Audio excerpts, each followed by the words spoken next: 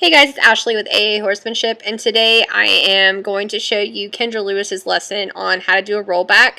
So this is Kendra and her horse Mystic, and basically what I wanted her to do was to kind of help Mystic get on her hindquarters and really push through. She's a barrel horse, and she had a lot of problems leaving that barrel with some good speed and really getting on her haunches here. So she's showing a couple examples here, and we'll go ahead and get started. So with rollbacks, you can start off at the walk and eventually move forward, but the main goal is you want to be able to stop, sit back, turn the horse, and leave with some extra speed. So when you watch Kendra here, she sits down in her seat, asks her horse to stop, she'll turn her horse towards the fence and leave off with some energy here. So, and that's the main important thing. You want to make sure that when you do this, you leave enough room between you and the fence with your horse. So if you're right on top of that fence, you're not leaving enough room for that horse to actually turn and get around. So your main goal is to leave, like 5 feet is a good distance. Get off the fence a little bit, sit down, say whoa, turn into that panel, and then leave off with some speed. If you see that your horse is having a really hard time with the turns, what you can do is actually run, stop, back up a couple steps, and in that motion of backing, turn your horse and get him to understand to pivot that foot and get around, and then really push up forward and go. I like to do this. Kendra is riding without spurs, without anything.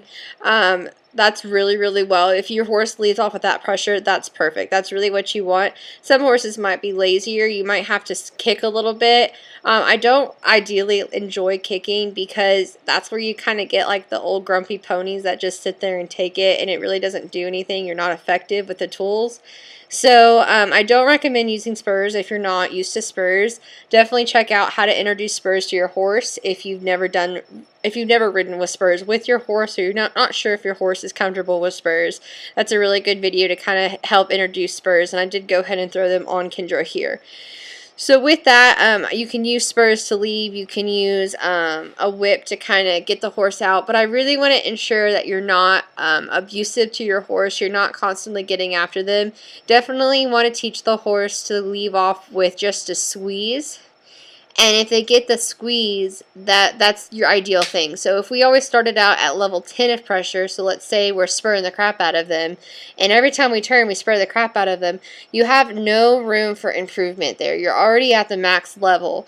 But if you start off by squeezing, clucking, then spanking, or a light little spur, that is actually improving to where your horse is like, okay, when she squeezes, and it might be a little tighter, maybe even squeeze and cluck.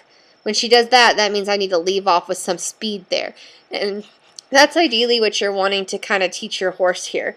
And it's very important here. You'll kind of see that we're walking around. You don't want to do this for a huge amount of time. 5 minutes is the max. Until you just get in, get out. Get your horse doing really well at this, and you don't have to do it in a round pen. If you're out on the trail and you notice like your horse isn't paying attention, or maybe he's just not slowing down very well, that's a good example to use for rollbacks. We're using it here for Mystic because she just wasn't leaving that barrel very well. She wasn't rating herself. This just kind of is an all-around good exercise for that. So if you're out on the trail, if you have a ability to kind of set up a panel or have like a fence or something straight that you can use to kind of help your mind focus on where to turn, that's a good idea. Really help that horse get on its haunches. You can do it in an arena, things like that. And eventually what I really like to do is actually teach my horses to do the perfect circle.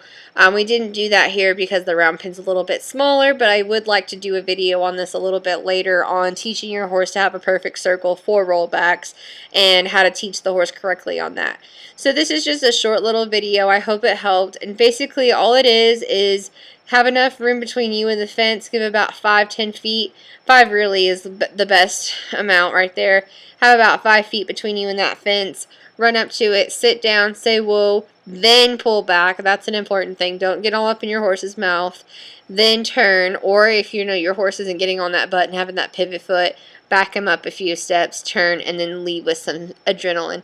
You don't want to leave at a really slow walk or a really slow jog if you were already jogging before, because you want that horse to really understand how to leave with that pressure there.